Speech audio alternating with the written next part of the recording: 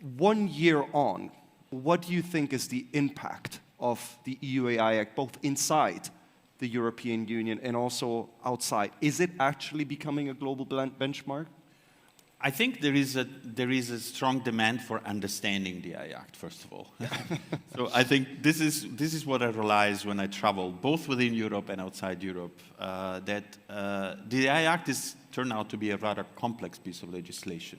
And so I think both industry, governments are still grappling with it. And so I see there is definitely a lot of interest. I would say the AI Act is a bit of a stake in the ground. And I think it's the first time you have a comprehensive legal framework worldwide that regulates AI.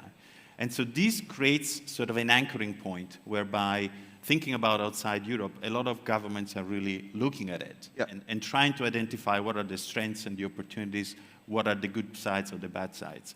But indeed, I also hear a lot of demand in terms of, why did you choose to do this? Why did you choose to do that? What that specific provision is going to impact innovation or not.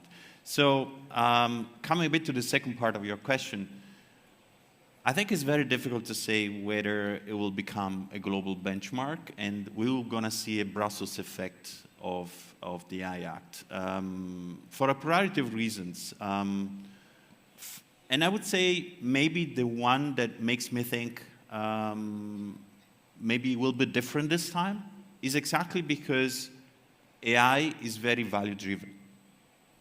The AI Act was born as an exercise of ensuring trust, but of course from the European perspective. I think this is very clear. It's in what we call an internal market regulation.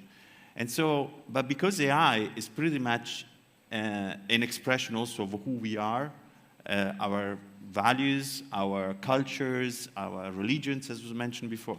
So I think that considering that as one piece of legislation can become the benchmark across the world, in my view, it's unlikely, although some of the inspirational principles still make sense across the world.